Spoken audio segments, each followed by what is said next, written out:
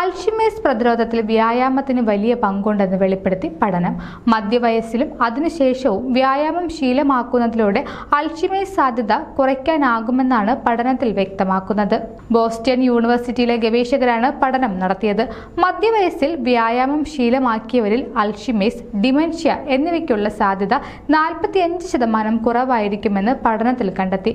4300 പേരുടെ ആരോഗ്യ വിവരങ്ങൾ ശേഖരിച്ചാണ് പഠനം നടത്തിയത്. പഠനത്തിന്റെ തുടക്കകാലത്ത് അൽഷിമേഴ്സ് രോഗം സ്ഥിരീകരിക്കാത്തവരായിരുന്നു ഇവരെല്ലാം. ഇവരിലെ ഉറക്കത്തിന്റെ രീതി, വ്യായാമം, ഉദാസീനമായ ജീവിതശൈലി തുടങ്ങിയ കാര്യങ്ങളെല്ലാം പരിശോധിച്ചു. 26 വയസ്സ് മുതൽ 34 വയസ്സ് വരെ, 45 മുതൽ 64 വയസ്സ് വരെ, 65 മുതൽ 88 വരെ എന്നിങ്ങനെ ജീവിതത്തെ 3 ഘട്ടങ്ങളാക്കി തിരിച്ചായിരുന്നു പഠനം നടത്തിയത്. മധ്യവയസ്സിൽ വ്യായാമം തുടങ്ങുന്നത് പോലും മസ്തിഷ്കാരോഗ്യം കാക്കുന്നതിൽ പ്രധാനമാണെന്ന് വ്യക്തമാക്കുകയാണ് പഠനം.